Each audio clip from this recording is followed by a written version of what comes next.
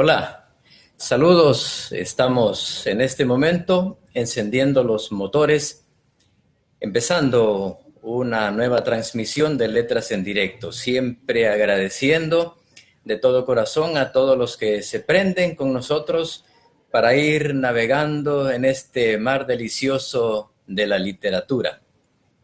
Como siempre, la señal sale desde la Casa del Libro, en Casa de Cervantes, centro histórico de la ciudad de Guatemala. Hoy hemos invitado en una segunda oportunidad al semiólogo Ramiro McDonald.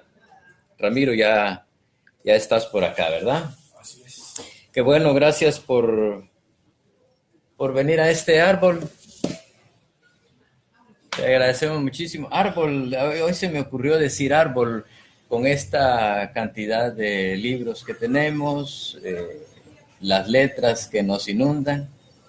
Es un árbol esta casa y este programa. Es Es un un árbol frondoso Qué bueno, que sí, rinde ¿verdad? lindos y hermosos frutos.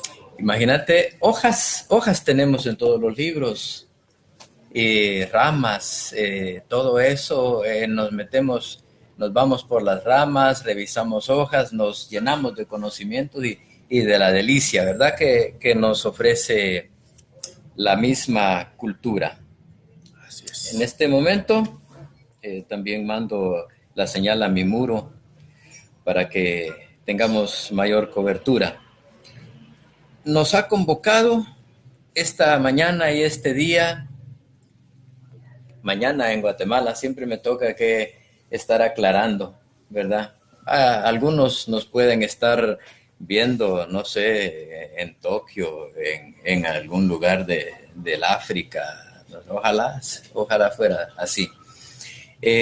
La semiología es lo que me ha inquietado y quisiera, si me permitís, hacer como un recorrido brevísimo, corto, un contexto histórico. Eh, la semiología tiene que ver con el código, tiene que ver con el signo directamente. Así es. Y esto está vinculado con la comunicación. Cuando nosotros hablamos de comunicación, si nos remontamos en los tiempos, vamos a llegar a un momento en el del ¿verdad? De ahí surge todo. Ahí surge todo, Del grito y la mueca, del gesto, del humo, del humo, de la mímica. la mímica. Ajá. Y de ahí damos algunos saltos en el tiempo grandes y pasamos por la Mesopotamia, entre esos dos ríos, ¿verdad? El Éufrates y el Tigris. La Mesopotamia, donde estaban los sumerios, que a ellos se les adjudica la invención de los primeros trazos de la escritura, jeroglífico, ¿verdad? Así es, son los primeros signos impresos o escritos o gráficos que nos permiten establecer en una forma un poco más permanente el pensamiento. Y lo hacen en tablillas pequeñas de barro. El barro se convierte en el primer elemento que se llama como sustrato, que le permite al hombre dejar plasmado su pensamiento un poquito de más tiempo. El barro o el lodo, que se puede decir, es un barro mesopotámico que se mete a un pequeño horno para que quede seco. Ese barro húmedo se mete en el horno y entonces se seca. O se pone al sol y se seca solo. Y queda plasmado el pensamiento. Interesante, ¿no? Ahí prácticamente es donde arranca, digamos, la historia, ¿verdad? Porque la letra es la que va haciendo la historia. Atrás es prehistoria. Antes de la historia, antes de la letra, es prehistórico todo. Ajá. Porque la letra permite el registro. Y ese registro es permanente. Tan es así que volvemos 2000 años después, se volvió a encontrar esos registros prehistóricos que no se tenía razón. Se tenía una idea que existían, pero hasta que hubo por ahí una serie de trabajos arqueológicos, se logra rescatar el valor de esos documentos que no se tenía idea de qué eran. Solo se miraba que eran como cosas pequeñitas ahí guardadas, inclusive estaban en vasijas, adentro de las vasijas. Y eso es lo que se llama los bullae. Las bullae se empiezan a descubrir que tienen un patrón y ahí entonces se descubre la primera forma de escritura humana. Y mira que quizá el primer poema también se ubica ahí, se le asigna a los sumerios el poema de Gilgamesh, ¿verdad? Es el primer, y es curioso porque es el primer poema y es el primer poema heroico. Heroico. Que crea un personaje mítico, que podría ser como un cómic de ahora. Perfectamente es el mismo superhéroe, las mismas características peculiares del hombre que quiere ser superhombre. Uh-huh. Interesante. Interesante. Pues bueno, y ahí pasamos por Egipto. Indudablemente se tiene que como que sentar un ratito uno a conversar con los griegos, ¿verdad? Porque la Grecia antigua es la madre, parece, donde se origina todo el conocimiento. Porque cuando la capacidad de escribir pasa a Grecia, se descubre la poesía. Lo demás era cuestiones como lísticas, ¿verdad? Se listaban los productos antes de Grecia, se listaban los productos que se mandaban al mercado, pero en Grecia en Egipto cambia completamente todo el tema. Ahí es donde se localiza la posibilidad de darle ese giro poético al idioma, escrito, impreso, para hablar de la belleza y de las profundidades insondables del ser humano. Y ahí vamos como conectando un poquito más con el signo, ¿verdad? Porque de alguna manera el signo es metafórico también, ¿verdad? Cuando estamos hablando aquí de la semiología o la semiótica, que consideran sinónimos a ambos términos, ¿verdad? Puede, en términos generales, se puede decir que son similitudes para generalidades, porque cuando especificamos ya es algo más profundo, ¿verdad? Sí, pues, bueno, pero se puede decir, sí. Se puede decir que sí, ¿verdad? Estábamos en el anuncio diciendo que detrás de un mensaje es probable que encontremos otro mensaje, ¿verdad? Siempre puede que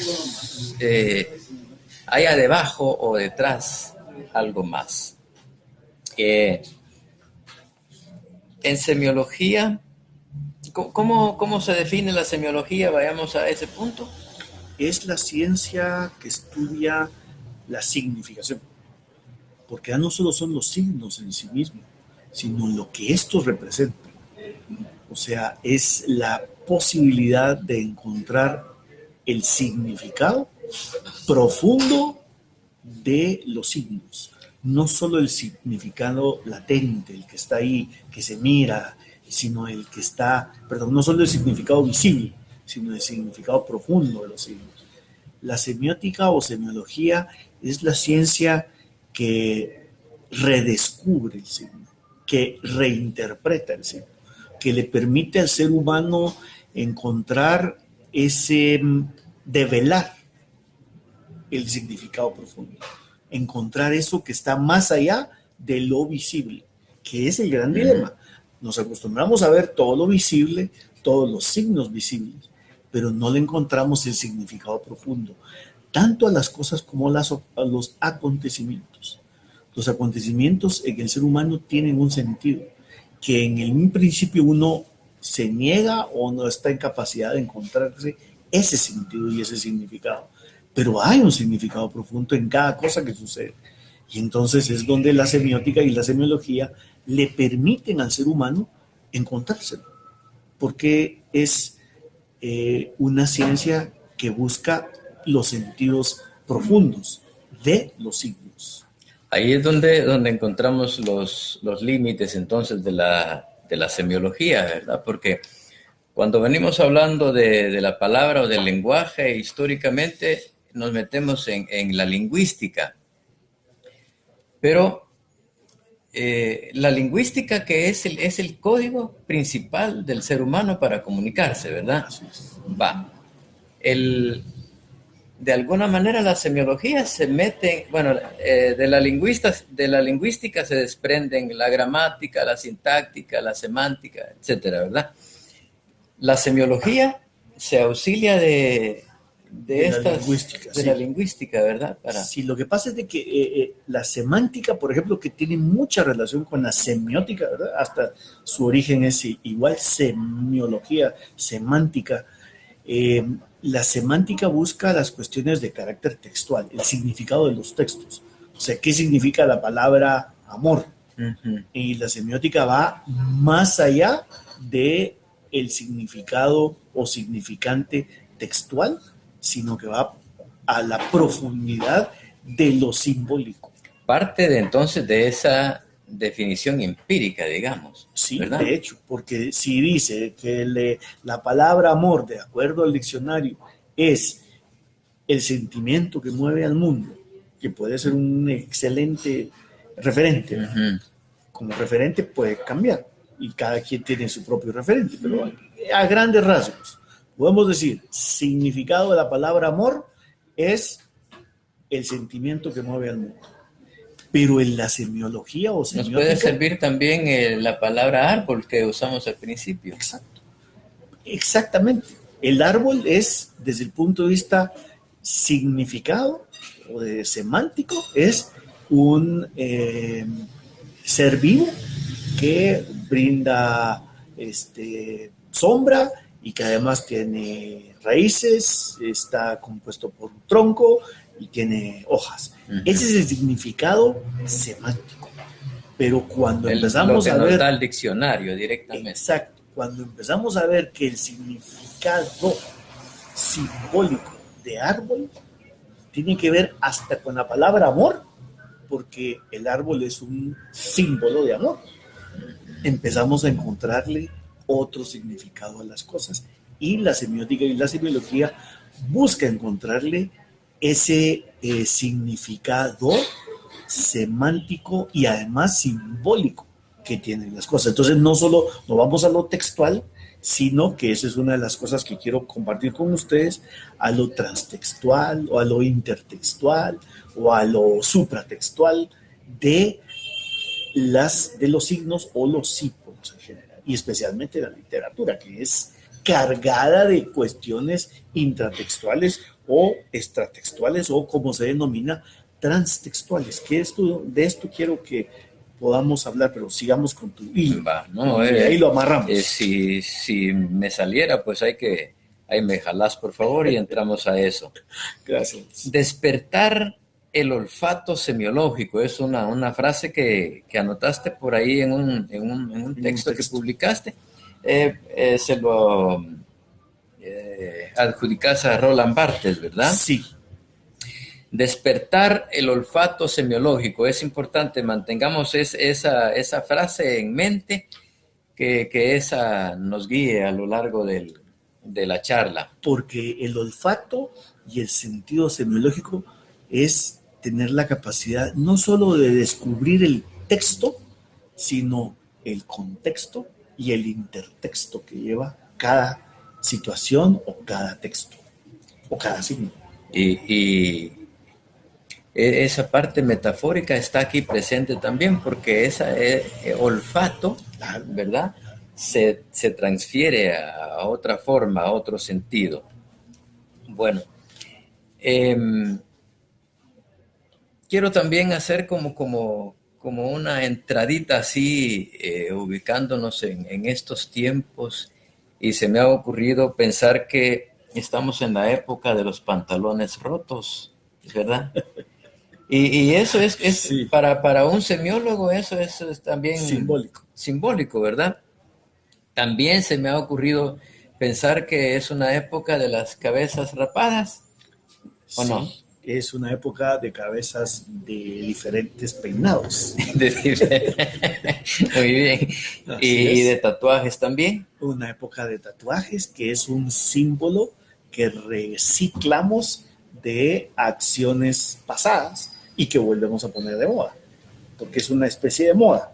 Los tatuajes, ¿desde cuándo se empezarían a usar, a colocar en la piel? Hay estudios que es milenario, Milenarios. que posiblemente los tatuajes se utilizaban como gritos de guerra. Se tatuaba para cuando había el momento de una actividad bélica, era como para ponerse, para asustar al enemigo.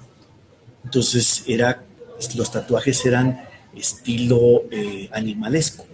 Se tatuaba a la gente para ir a cazar, se tatuaba a la gente para ir a pelear. Y el cazar tiene un sentido en cazar con Z y el cazar con S. Ahí vamos al texto y el contexto. El cazar se ha convertido en el cazar con S cuando una mujer se pinta la cara, se está tatuando, solo que es no permanente. Entonces sale a cazar, pero ya no un animal, sino al animal de su próximo marido que quiere. Ahí hay toda una interrelación semiótica de los signos en la vida actual. Lo de los pantalones rotos que acabas de decir, tiene todo un simbolismo de protesta, de dejadez, pero también de sexibilidad, porque hay que mostrar parte de la piel y solo dejarla en entredicho. Hay una intertextualidad entre todo esto, ¿verdad? Retomando lo de despertar el olfato semiológico, sintiéndose uno que está aprendiendo semiología, que se está volviendo semiólogo, habría que tenerle cuidado al semiólogo cuando entra a nuestra casa, porque se me ocurre pensar que el semiólogo mira todo y hace su propia lectura. ¿Qué hay en esa casa? ¿Qué representa? Así es. Imagínate que la mente humana tiene la capacidad, a ver, en nanosegundos. Imagínate, un segundo es esto. Pero en nanosegundos la mente humana tiene la capacidad para descubrir e identificar, por ejemplo, fisonomías. Tú vas en la calle caminando y en un nanosegundo, ni siquiera es un segundo, sino que es la milésima de un segundo, ves un rostro y lo reconoces. El semiólogo tiene esa posibilidad de descubrir en nanosegundos todo un contexto por un signo nada más que te encuentre, que muchas veces puede ser equívoco, porque solo te está dando indicios. Y los indicios no solo es peligroso leerlos a simple vista, sino que hay que darles contexto, ¿verdad? Porque los indicios solo te dan esos indicios. Ya el símbolo, el signo te da un poco más de posibilidad de leer a profundidad. Pero en términos generales, el semiólogo cuando mira está analizando, porque su mente está acostumbrada a hacer análisis de carácter simultáneo. A hacer traducciones. Ve y traduce, ve y percibe, ve y huele, ve y cocina el sentido, como decía Valtés. Cocina el sentido, inmediatamente ya sabes. Cocina el sentido. Cocina el sentido. Barthes tiene un texto que se llama La cocina del sentido, porque tú estás constantemente recibiendo y inmediatamente la mente cocina ese sentido de las cosas. Es el proceso de... Y simultáneo. Simultáneo, ni siquiera hay que pensarlo, sino que en forma simultánea lo piensas y lo analizas. Súper interesante.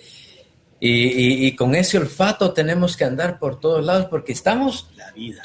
En una lluvia de símbolos y de signos, ¿verdad? Por todos lados. Decía Eco, bombardeo. Decía Eco, vivimos en una red de signos. Estamos atrapados en una red de signos. Y más si entras a una librería. Todo es simbólico, todo es sígnico. Porque todo te grita, te habla, te está constantemente comunicando cosas.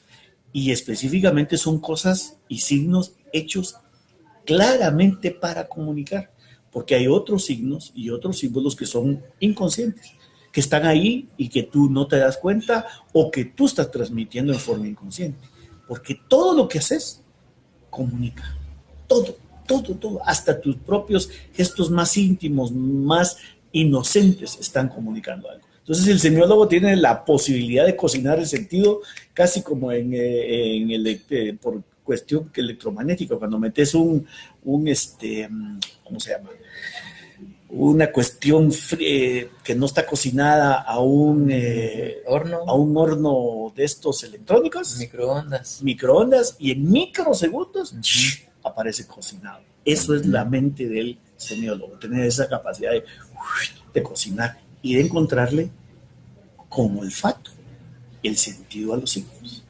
Por eso que la palabra olfato, sí, ese creo que es de Barthes citando a Eco. Eco es el que hizo Eco. A mí cuando yo digo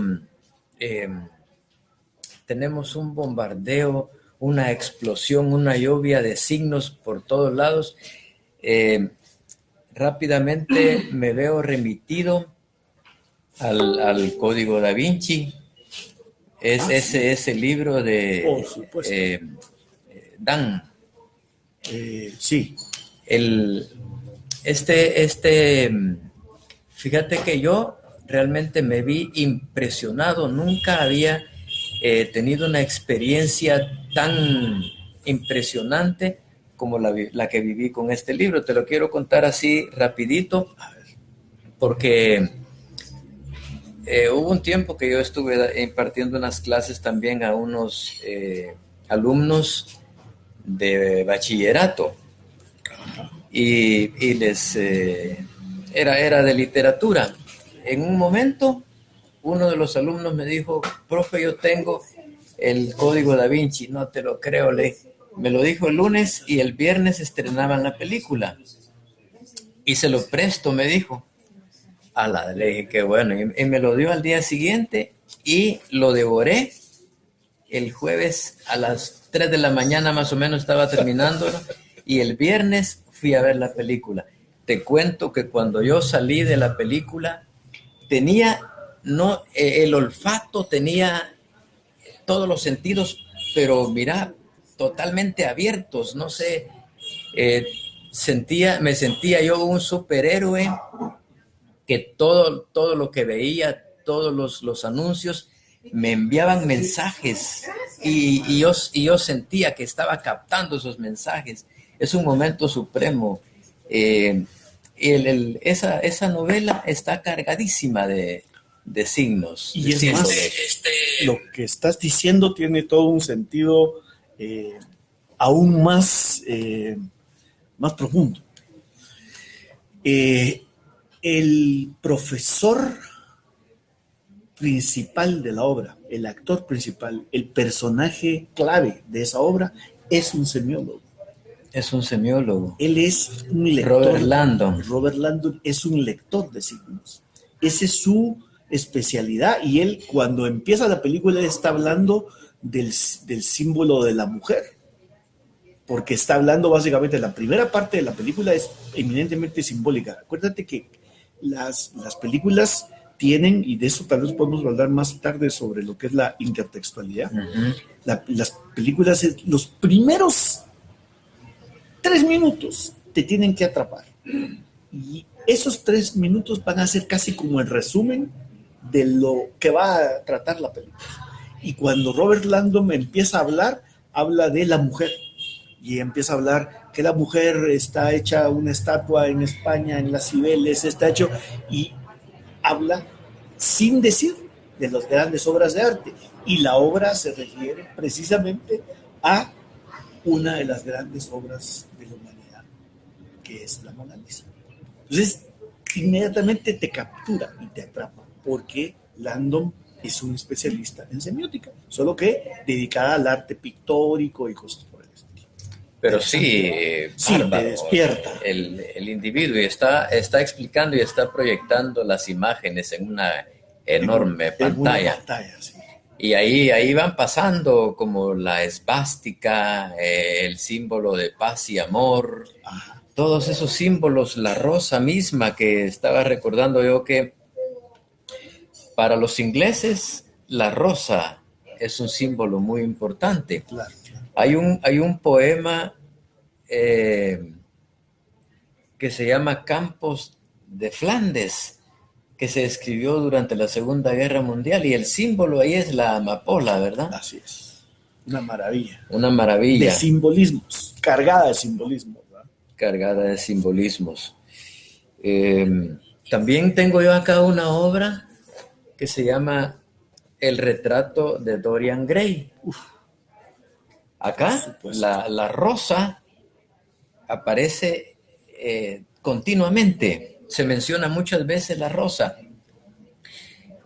porque la rosa en este caso simboliza la belleza, pero la belleza fugaz al mismo tiempo, porque el retrato de Dorian Gray es la belleza de este joven que es retratado. Y hay una lucha porque él quiere que la belleza permanezca en él y que en el cuadro se vaya desfigurando. Y tiene doble sentido, porque el espejo tiene unas enormes potencialidades simbólicas. O sea, el espejo tú ves lo que el espejo te transmite, pero tú querés ver otra cosa cuando vas envejeciendo. Tú ves en el espejo a esa persona que es como la flor, que se está marchitando con el tiempo, porque el tiempo marchita las cosas, va envejeciéndose. Envejecer es, sin embargo, también una forma de belleza, pero el que no encuentra en esa forma de belleza su verdadero simbolismo, se oprime y se siente mal, porque la belleza de la juventud, que es única, es fresca, es hermosa, es bella, se queda y se termina convirtiendo en cuestiones marchitas. Por eso es que la flor tiene el simbolismo de belleza momentánea, transitoria, como todo en la vida, porque todo es transitorio en la vida. Pero en el fondo, el transcurso de la belleza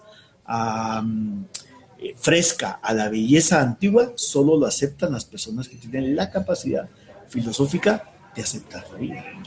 O sea, así como la vida tiene sus cosas hermosas y cosas trágicas, tiene también sus cosas bellas y sus cosas que no son tan bellas. O sea, esa dicotomía que siempre hay en la vida, ¿verdad? Y en el caso del retrato de Dorian Gray, la flor es el simbolismo de la belleza a pasar a lo marchito. Y también tiene la posibilidad del simbolismo del retrato en el espejo. Entonces está cargada de simbolismos. Toda esa maravilla de la literatura universal, porque es una obra extraordinaria. Sí, deberíamos de leer todos cuando somos adolescentes, y lo que pasa es que empezamos a leer ya que somos viejos. Sí, y nos da nostalgia, no sé, pensamos, se nos fue a nosotros. Se nos fue a nosotros. Bueno, otros símbolos que a nosotros nos han sido cercanos, la vulva, que andaba por ahí en una procesión hace poco, ¿verdad? Es una cuestión simbólica, evidentemente simbólica. Estaba revisando también. Solo una cuestión, que buscaba la controversia. Buscaba la controversia. Yo conozco al grupo de mujeres que usaron ese símbolo. Y ese símbolo está usado como un símbolo provocativo. Lo que se buscaba era provocar a la sociedad. Porque este grupo es un grupo muy beligerante. No es un grupo nada fácil. Son mujeres hiperactivas con una enorme capacidad creativa, y lo que buscaban era provocar, utilizando un símbolo que es la procesión y la Santísima, para poder resignificar con el signo sexual o el símbolo sexual por excelencia, que es la vulva, y que es el órgano femenino, pero es lo externo. Entonces, ahí hay toda una tradición provocadora de este grupo de mujeres, que además de ser muy valientes, tienen una audacia y una inteligencia que hay que felicitarlas y llamar la atención sobre sus actos, que son realmente interesantes y muy importantes de la vida. Sí, muy bien. Vamos a irnos un poquito adentrando más en la literatura y luego también vamos a... Si quieres, veamos qué tienes por acá que nos puedas compartir. Yo había preparado algo que es parte de una de mis conferencias cuando hablo sobre un poco la literatura. La literatura tiene tantas cosas que se pueden hablar, que se pueden aportar. Pero en términos generales hay una palabra que se utiliza en semiótica, que es de la literatura también, por supuesto, y que se habla la transtextualidad. ¿Qué significa esto? ¿Qué es transtextualidad? Es un término que se utiliza para decir que hay una relación de un texto con otros textos. Y otros textos, cuando son escritos por el mismo autor. Si yo soy Miguel Ángel Asturias y escribo sobre el señor presidente y después en una segunda ocasión estoy escribiendo un libro y vuelvo a referirme al señor presidente, es una intertextualidad, porque es un texto de un autor sobre otro autor. Si yo, por ejemplo, en el futuro escribo un libro, yo, Ramiro McDonald, escribo un libro sobre semiótica y me refiero al libro que está por ahí de Roman Jakobson, estoy haciendo una intertextualidad sobre mi propio libro. O sea, hago una relación con mi libro. ¿Ya? Es una intertextualidad. Entonces, y algo por ahí como en el Quijote de la Mancha, dentro del mismo libro se hace referencia al autor, sí, Miguel de Cervantes Saavedra, y a un libro que parece ser el mismo. Así es, porque entonces es una intertextualidad interna de un autor con sus obras o con él mismo. Y hay otro que se llama extratextualidad, que es la más común. La extratextualidad es la relación de un texto con otros textos que no están escritos por el autor. Por ejemplo, esto es lo que tú dices en una cita textual.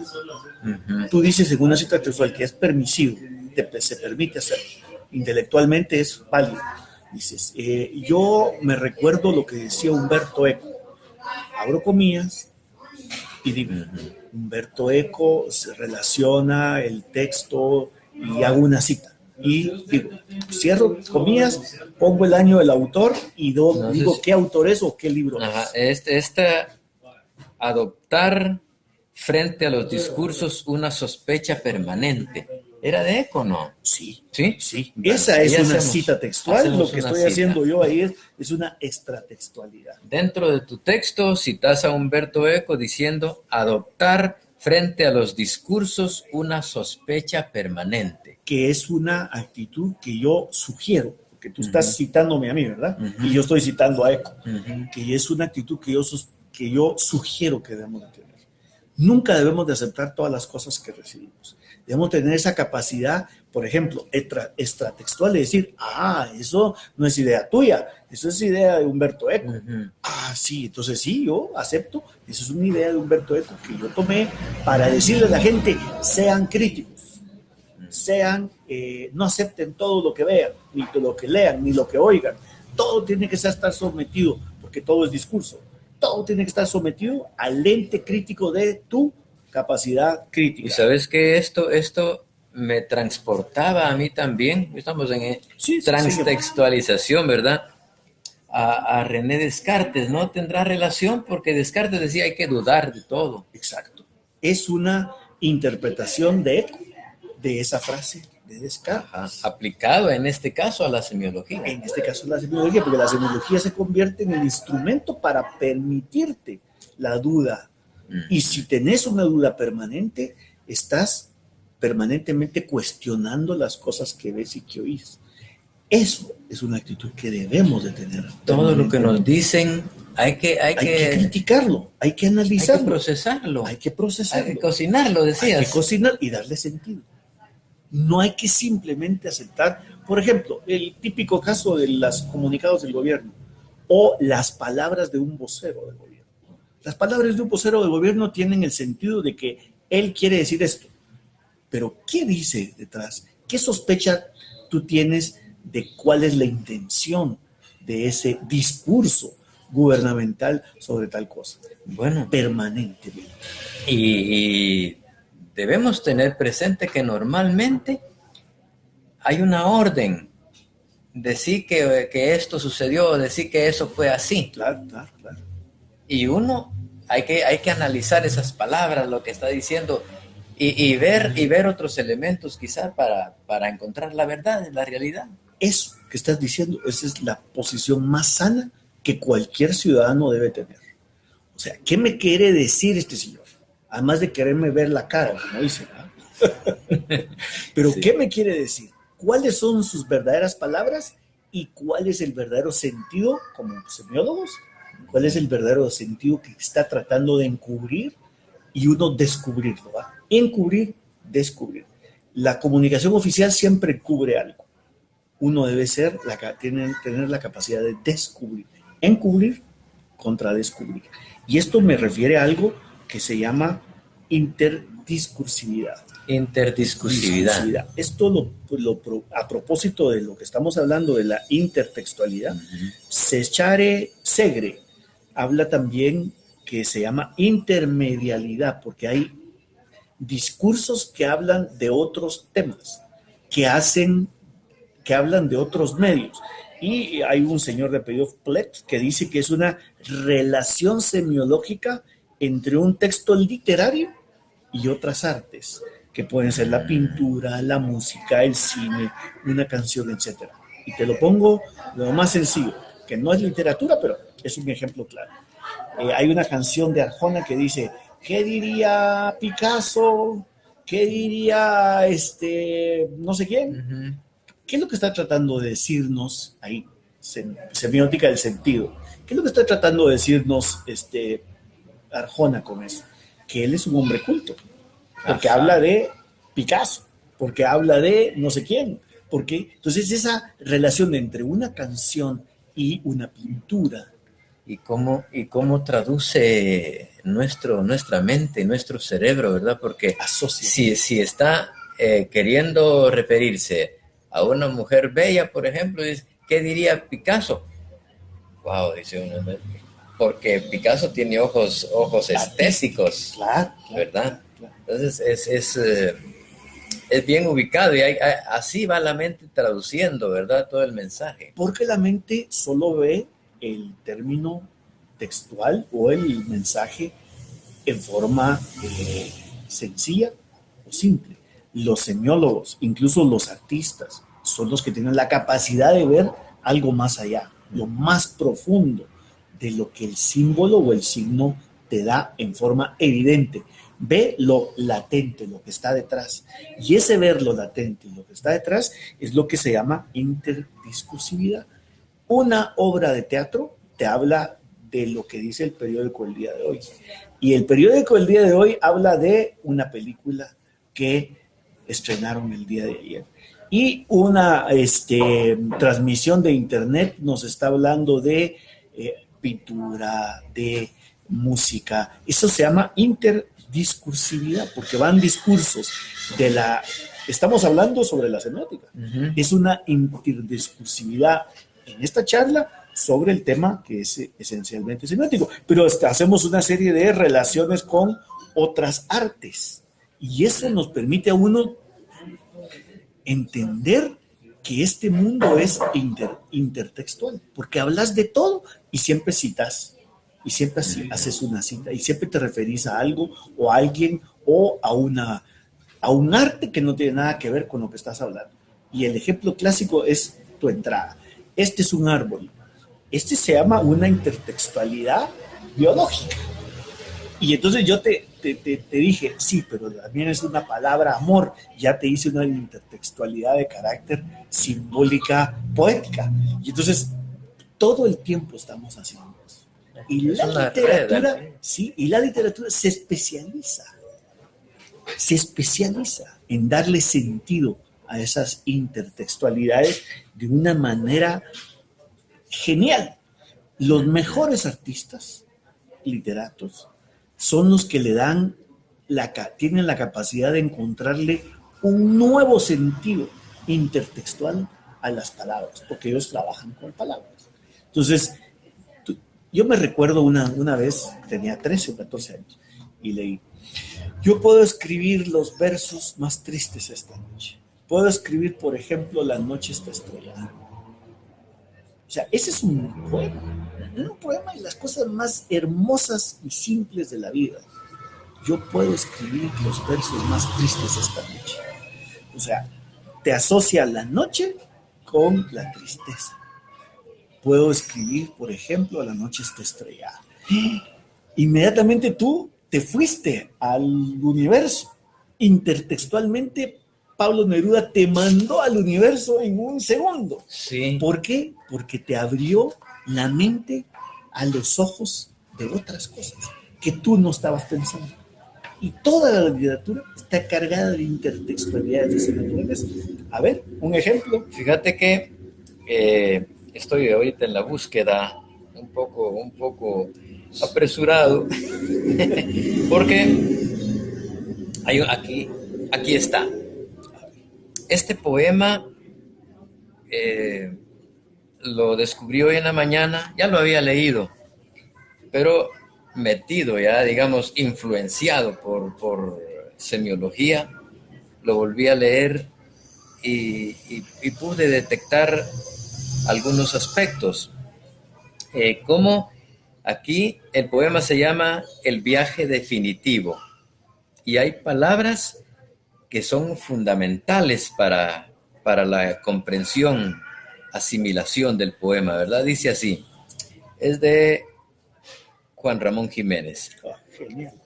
Y yo me iré y quedarán los pájaros cantando y se quedará mi huerto con su verde árbol y con su pozo blanco.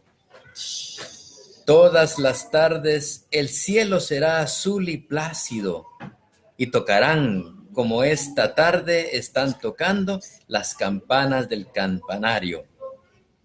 Se morirán aquellos que me amaron y el pueblo se hará nuevo cada año.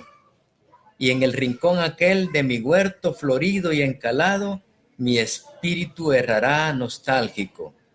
Y yo me iré y estaré solo, sin hogar, sin árbol verde, sin pozo blanco, sin cielo azul y plácido, y se quedarán los pájaros cantando. Qué hermosura. O sea, ¿a qué intertextualidad nos está mandando Juan Ramón? Al campo. Al campo. Porque esa era su nostalgia más grande, de plano que creció en el campo y después se fue a Madrid a escribir maravillas, que era uno de los grandes escritores. Mira esa poesía tan simple, pero tan densa. Qué simbolismos más hermosos los que tiene. ¿Te imaginas tú en el momento que dice el árbol y el pozo blanco?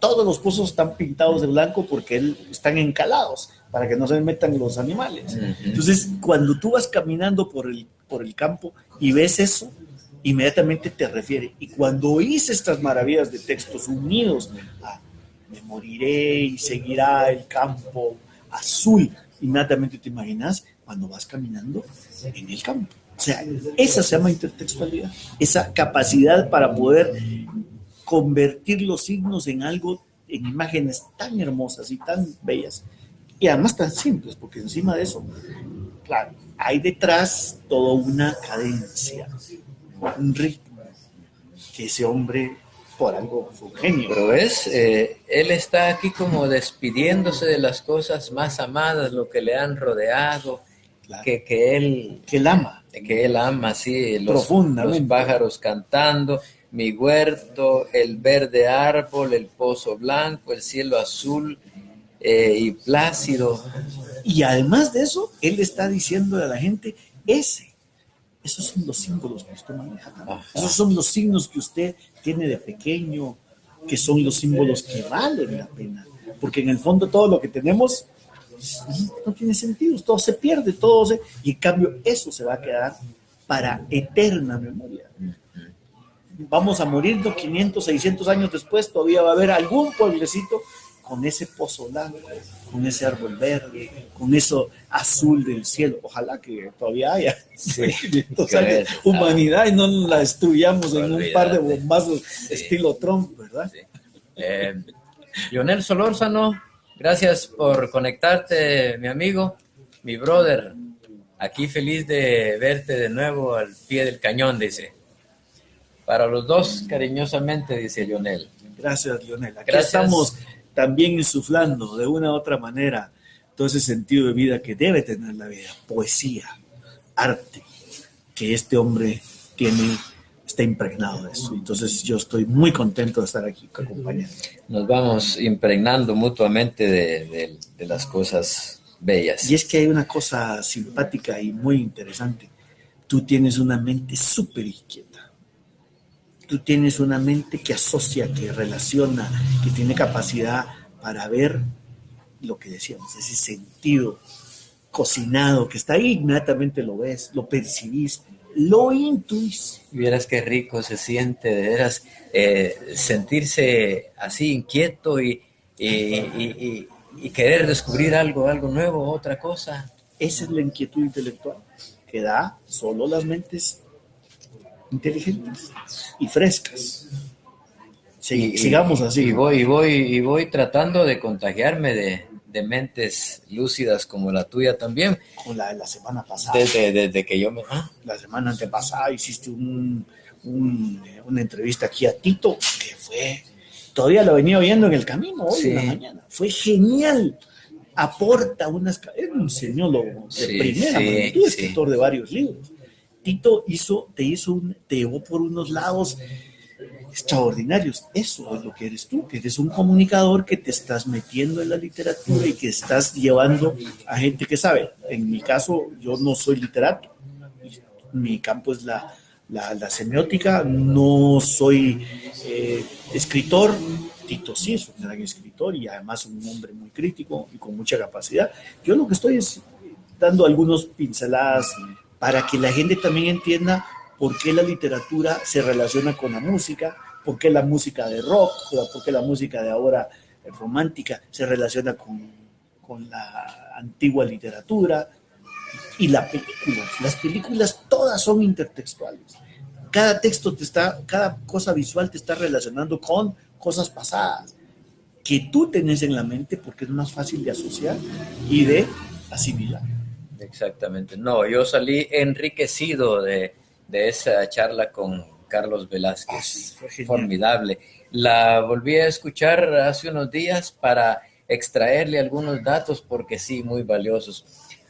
Un paréntesis nomás para saludar a Menecio, a Renaldo Carrera. Renaldo, qué bueno que venga para acá. Qué bueno, qué gusto. Hermano, ¿cómo estás? De volvernos a ver y saludar. Qué bueno que estés aquí. Abuelo Mele. Agachate un poquito para que vean tu rostro. Qué gusto estar por acá con vos nuevamente y con vos también. Muchas gracias, mi hermano. Qué bueno, es un gusto que hayas venido. Fíjense que desde hacía días tenía los dos presentes. Con vos, un abrazo. Gracias, también, gracias Renaldo. Gracias, Renaldo. Y ahí los dichos populares son bien sabios, dicen, ¿no? A ver. Aunque hay muchos que a mí no muy me llegan. Pero dicen, uno de ellos es maté 2 pájaros de un tiro, dice.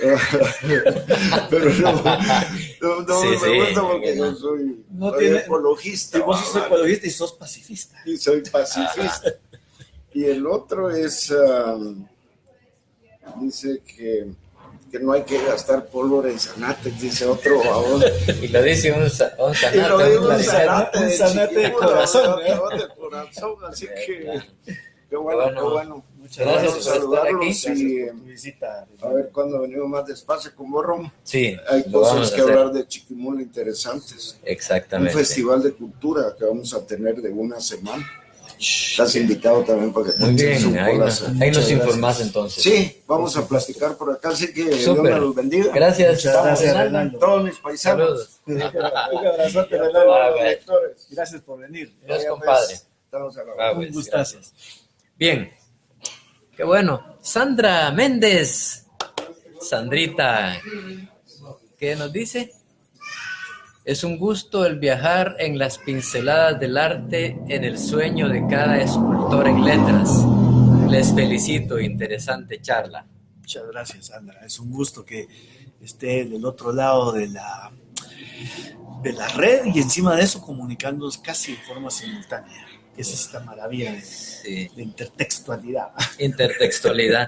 Haceme una campaña, entremos en una parte, en un anuncio tuyo que nos hiciste en el otro encuentro, de hablar un poco, hacer esa comparación entre los pordioseros de los que habla Miguel Ángel Asturias en el arranque del señor presidente, y la otra novela que es sobre el asesinato de Monseñor Gerardi, donde también, yo no he leído esa novela, pero me contaste que también hay pordioseros. Ah, sí, es cierto, al conocer el caso nos dimos cuenta que sí había pordioseros quienes incluso fueron testigos, ¿verdad?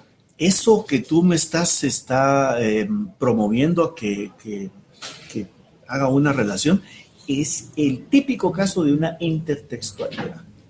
Dos autores, uno antiguo, Miguel Ángel Asturias, de principios del siglo pasado, y uno moderno, de principios del siglo XXI. O sea, casi 100 años de diferencia en la literatura. Sin embargo, el moderno retoma la imagen de los pordioseros, que es la primera imagen de Miguel Ángel Asturias, porque el señor presidente comienza con el retrato de, por cierto, maravilloso, un retrato exquisito, que era un cuento y que se convirtió en el principio apenas de... Lo insertó para darle vida, cabeza de novela. Exacto, para arrancar con esa imagen, esa sensación de decirle a la gente, mire, esta es la verdadera realidad de Guatemala. Esto es lo que le pasa al guatemalteco más pobre, más lumpen, más pordiosero. El pordiosero es el ejemplo de a lo que se llega en esta guatemalidad. La mayor miseria. La miseria más inclusive tan grande que no tienen ni nombre, solo tienen apodo. Uh-huh. Y el Pelele, por ejemplo. El Pelele, que es el que asesina al general Parrales, y que después toda la trama se desarrolla alrededor de ese segundo del asesinato donde decía el Pelele, ¿te recuerdas? Es una cosa extraordinaria. Entonces, esa intertextualidad la utiliza Goldman, nuestro autor que hace el asesinato. Te detengo un poquito ahí, sí, porque el análisis es bien interesante. Intensísimo. Hay también ahí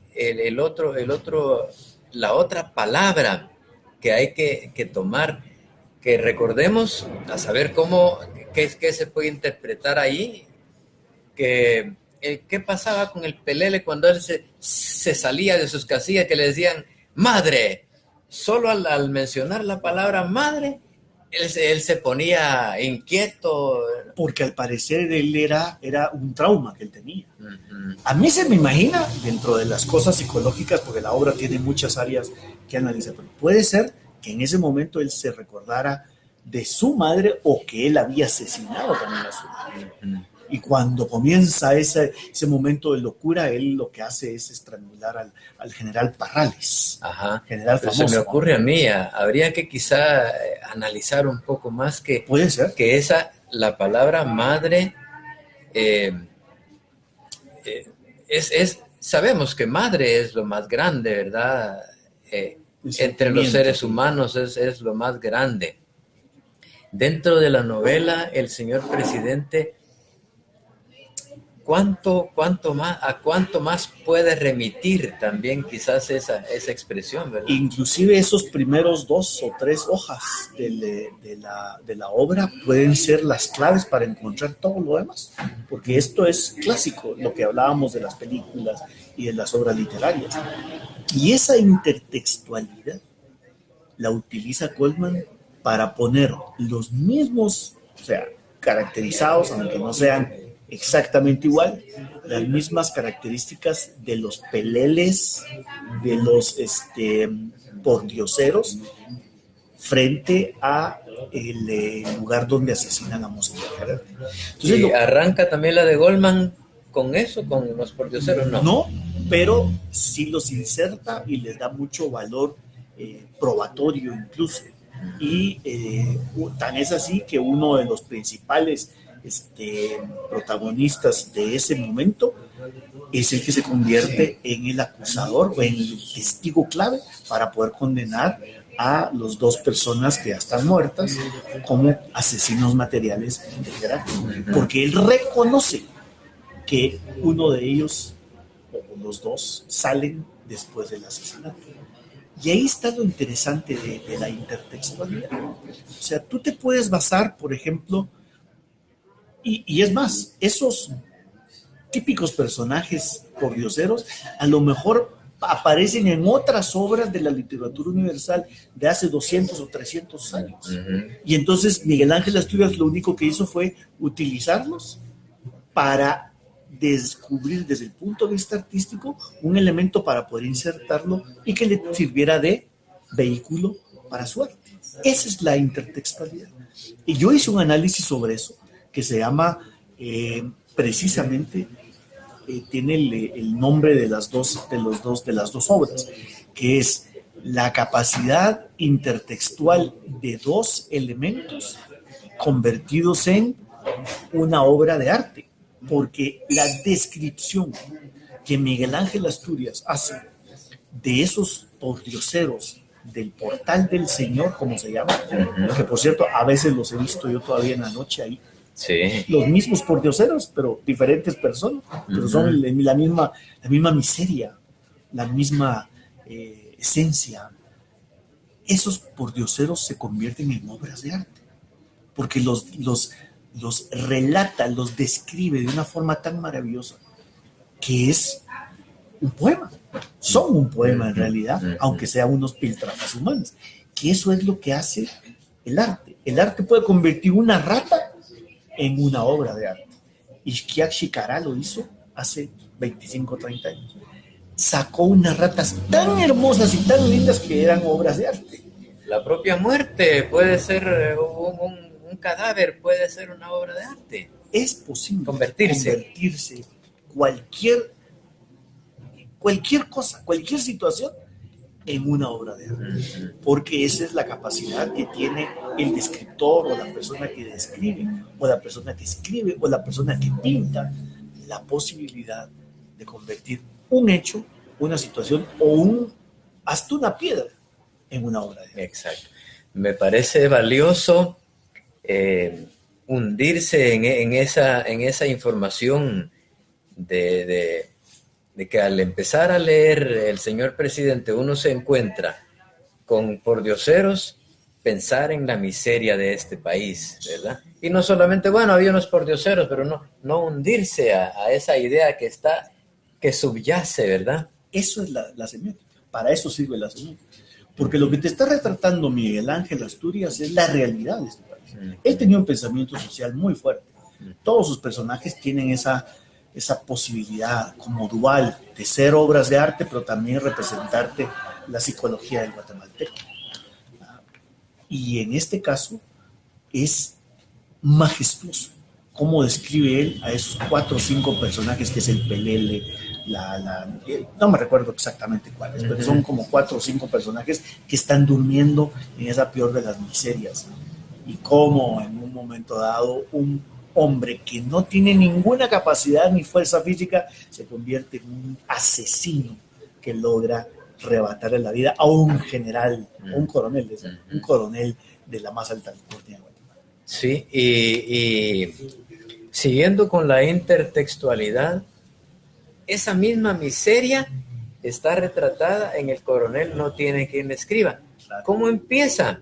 Está ese coronel raspando el fondo de un bote, sacando los últimos granitos de café para hacer una taza de café. ¿Ves esa miseria? ¿Cómo se puede retratar de diferentes maneras? Eso es intertextual. Lo que hiciste ahorita fue un pensamiento intertextual. Tú hiciste la intertextualidad que tienen 2 obras, que es exactamente de los 2 más grandes genios de la literatura universal, dados por América Latina. Uno guatemalteco, el otro colombiano. Así que felicitaciones. Bueno, gracias. Mira, ya que mencionaste a Carlos también,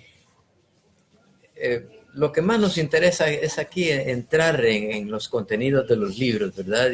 Y qué logramos extraer de ahí, ganar algo más. Carlos estaba analizando también el cuento de Hansel y Gretel. Él mencionaba que las piedrecillas que fue dejando Hansel en el camino para recordar por dónde regresar, ¿verdad? Esas piedras, decía él, semiológicamente o semióticamente, no sé cómo, ambas, pues sirven también para aplicarlo en cualquier camino. La ruta que nosotros traemos en esta conversación, vamos dejando algunas piedras, las que nos van sirviendo. La piedra mayor, digamos, es el punto, es la semiología, ¿verdad? El signo. ¿Qué vamos interpretando de cada signo que se nos va, que nos invade? Porque a cada momento estamos invadidos de signos, ¿verdad? Sí, bombardeados, como tú decías, o cargado de esa lluvia de signos que estamos viviendo. Sí, tiene todo un sentido de carácter semiológico. Yo te voy a dar otro sentido a ese mismo signo que Carlos lo comenta. Yo no me recuerdo si son piedras. Yo no creo que hayan sido piedras lo que Hansel und Gretel, como dicen los alemanes, iban dejando. Yo creo que eran pedacitos de galletas. Es que pasan las dos ocasiones. Ajá. Que una vez es piedrecitas. Piedrecitas, pero después, como otra vez ellos cuando dejan piedrecitas logran regresar a la casa. Claro. La segunda ocasión van los papás otra vez a tratar de perderlos en el fondo del bosque, y entonces como ya no hay piedrecitas, él se lleva un pan en la bolsa. Cierto. Y comienza a dejar migajas en el camino, pero se las comen los pájaros. Bueno, pues esas galletitas, pedacitos de pan, son las cookies que hoy dejamos cada vez que entramos a un espacio digital. A un portal, a un sitio. Por eso se llaman cookies. Son pedacitos de galletitas que va dejando la huella digital. Eso es el nombre correcto, la huella digital. Cuando tú entras de un portal X, de tu Facebook, por ejemplo, a otro Facebook, estás dejando una huella, que son las que utilizan los mercadólogos para parametrizar tus costumbres y tus hábitos. Y en este caso, esas son piedrecitas entonces, ¿verdad? Esas sí son piedras. Porque esas no desaparecen, están ahí. Esas no se las comen los pájaros. Ajá. Bien, esas sí se las comen los grandes mercadólogos para capturar tu información personal. Ese es el concepto de las cookies, cuando tú vas dejando una huella en internet. Tú entras a cualquier parte y ahí estás dejando una huella en el camino. Y esa huella alguien la recoge siempre, porque para eso se hicieron. Entonces tú puedes quitarle las huellas a tu servicio. Yo no lo sé hacer, pero hay gente que lo puede hacer y que lo sabe hacer, y lo puedes preguntar y fácilmente se hace. Y ya ves cómo un elemento se convierte exactamente en una intertextualidad. Sí, y quería agregar que precisamente por eso que comenzaron a vender la información personal, privada de cada uno, y por eso Zuckerberg tuvo que enfrentar a los senadores en Estados Unidos. Incluso y en Europa está con grandes demandas, porque en realidad es una inconsciencia lo que se hizo. Y hubo una empresa que utilizó esas cosas para poder programar los votos o la publicidad y dirigirla hacia las personas, que paró siendo positiva para el presidente Trump. O sea que sí existe una manipulación de todo esto, y él lo están queriendo hacer ver como que si fuera muy inocentemente, pero no hay ninguna inocencia. Y aprovecho de una vez el momento para decirle a la gente, cuando ustedes le digan, ¿a usted le gustaría verse como dentro de 20 años? ¿O cómo gustaría ser usted verse como un anciano. Usted tiene 20 y dice, ay, me gustaría ver cuando tenga 40. Y usted entra, le está dando permiso a esa empresa para que se robe todos sus datos. Porque usted está entrando al portal de él y en ese momentito está dejando toda una huella digital y se roba todos los datos suyos. Qué es lo que hace, qué es lo que compra, qué es lo que dónde navega, dónde pasa, y te parametriza, se llama eso. Te logra capturar toda tu información y ya te tienen su banco de datos. Y como son millones de personas que utilizan eso, entonces ellos se vuelven ricos sin hacer y sin hacer nada más que solo lanzando, porque esto es toda una aplicación de... Y la trampa puede ser que el servicio te lo ofrecen gratis. Ese es el truco, que es gratis, aparentemente, pero lo que estás haciendo es regalarle tus datos a esa empresa que puso ese aparentemente jueguito inocente, aparentemente, que no lo es. Entonces hay que tener mucho cuidado. Cuidado, pues, cuidado. Me recuerdo también que como que nos habías prometido o te recordabas de otro cuento de esos infantiles, no sé, que habría que analizar, ¿no te acordás? ¿Por qué no hacemos una cosa? ¿Por qué no de aquí a un mes? Tenemos el fiambre también. Tenemos un fiambre especial. ¿Cómo está? ¿Va a haber una exposición de fiambre en el mes de agosto o ya no? No sé, pero sería genial. Me acuerdo yo que habías dicho que estabas haciendo un análisis del... Ya tengo un escrito sobre el fiambre. Sí. Es ya una publicación que está hecha en una revista de la Landívar que se llama Abra Palabra. Que la voy a mandar. Abra Palabra es una revista muy, muy, muy poderosa que se manda al mundo entero, porque es una revista literaria y analítica muy genial. Pero volviendo antes lo del fiambre, te quiero decir, vamos a estudiar, te voy a platicar, si quieres en la próxima oportunidad, sobre los cuentos, sobre el significado profundo de los cuentos, el significado de los tres cochinitos, el de la Caperucita Roja, que parece tan inocente, que tiene un trasfondo erótico terrible detrás y que la gente no lo sabe. La Caperucita Roja. Hay toda una cuestión. Eso es semióticamente y también psicológicamente, porque es más psicológico que semiótico, pero utiliza todo un esquema del parámetro semiológico. Y lo del fiambre cuando tú quieras. Solo un par de palabras. El análisis tuyo del fiambre es de cada ingrediente que conforma el fiambre, me imagino. Te voy a dejar picado. Te voy a dar una probadita. A ver. El fiambre representa, esa es casi como la conclusión. El fiambre representa, además de ser un plato tradicional y de festividad, que solo se come una vez al año, representa a la sociedad guatemalteca. Y te lo voy a plantear en 2 o 3 palabras. En la parte de arriba del fiambre, vamos por partes. En la parte de abajo del fiambre está hecho de las verduras. Todas las verduras que producen los campesinos de este país están en la parte de abajo. Casi como quien dice, la base de este país es agrícola. Mire cómo estoy haciendo la intertextualidad. El fiambre es un producto de una mezcolanza y de una mixtura y una hibridación cultural que se manifiesta en la cocina. Después de esa primera parte de la cama, como le dicen las señoras, es la cama del fiambre, que son las verduras que producen nuestros campesinos que están en la última fase social y la pirámide social de este país. En la parte más baja. Exacto. Va una serie de carnes y embutidos que son la mayoría de origen europeo. Vamos, clases medias. Ajá. Las clases medias impresionantemente cargadas de productos de Europa, porque todos son productos de Europa. La mayoría son, y también algunos de origen árabe, porque como somos españoles moriscos, ¿verdad? Somos una mezcla de españoles con moros y gitanos, de todo tenemos un poco. Esas son las capas medias.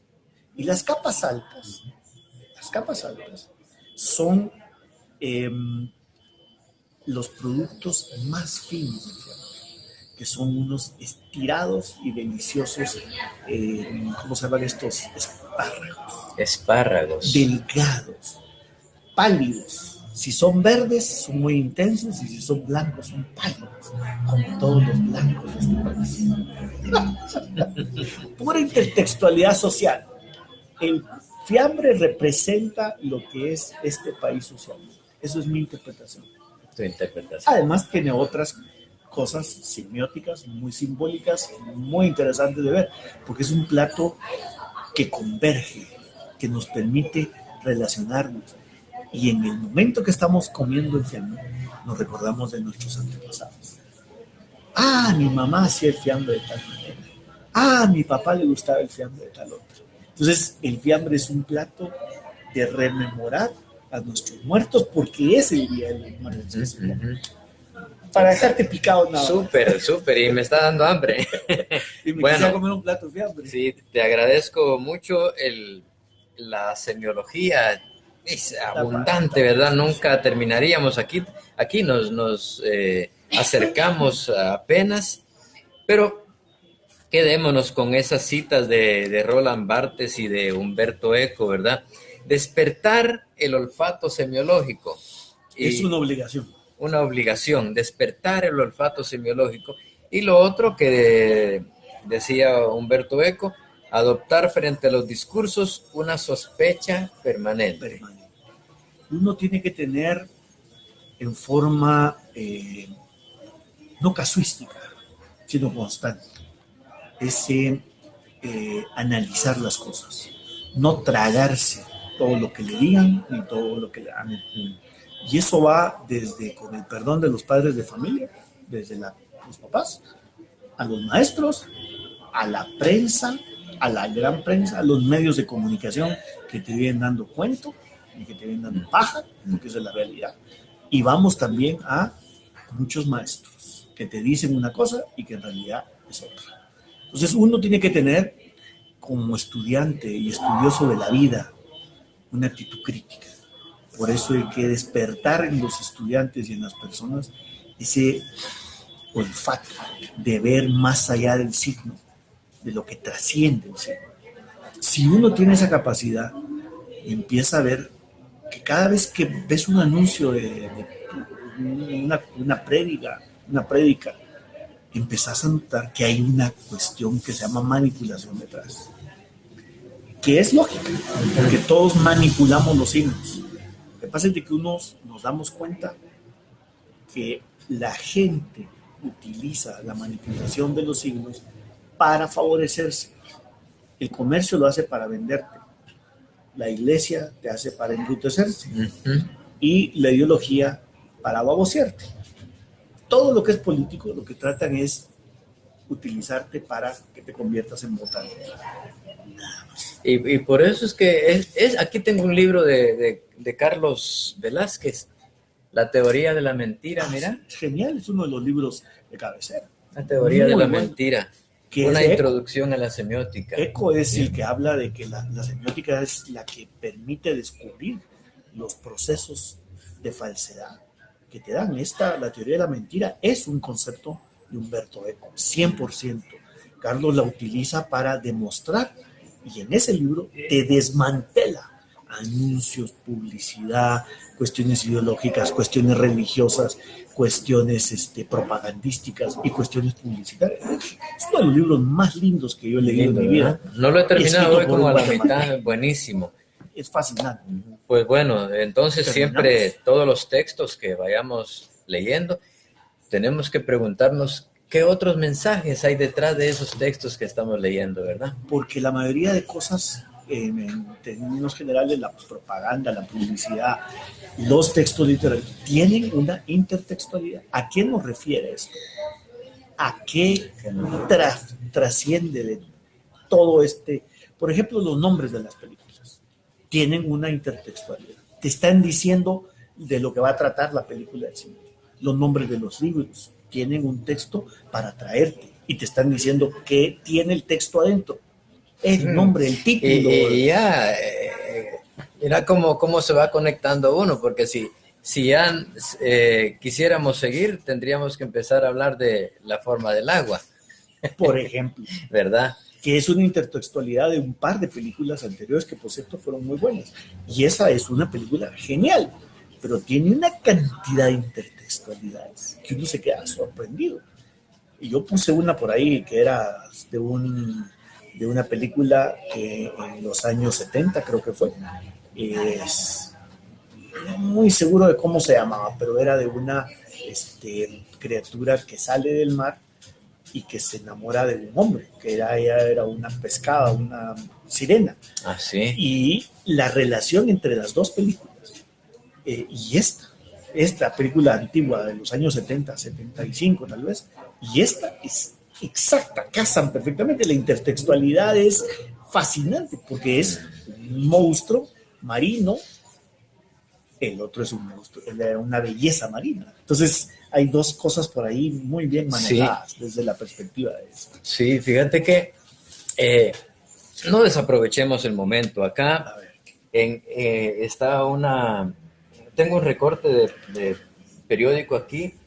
En una parte dice, muchos que habrán visto la película podrían malentender al no poder ver más allá de lo literal. Fíjate. Y dice, después, habla del carácter extraño e incomprensible del encuentro amoroso. La criatura anfibia se entiende, pues, en una metáfora, porque toda la película es una metáfora del falling in love, del otro como aquel nunca totalmente comprendido y siempre un tanto desconocido. Porque el otro es aterrante, el ser extraterrestre, el ser amorfo, el ser que vive bajo del agua, el ser que vive fuera del universo, y siempre es amorfo, porque no tiene forma.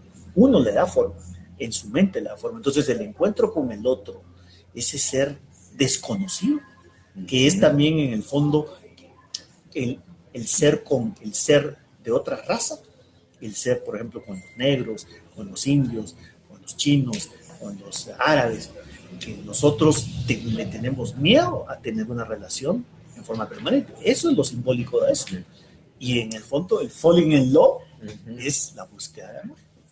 Interesantísimo. Esa película tiene muchas, es hecho totalmente simbólica. Es totalmente simbólica. Bueno, y totalmente agradecido por tus aportes aquí en Letras en Directo. Y me voy contento, más inquieto todavía. Tú tienes unas enormes inquietudes. Gracias, Ramirito. Te prometo que en agosto podemos hablar del fiambre. Bien. Felicidades, gracias a todos y todas por esa compañía amorosa que nos brindan también. Hasta aquí, Letras en Directo de esta ocasión.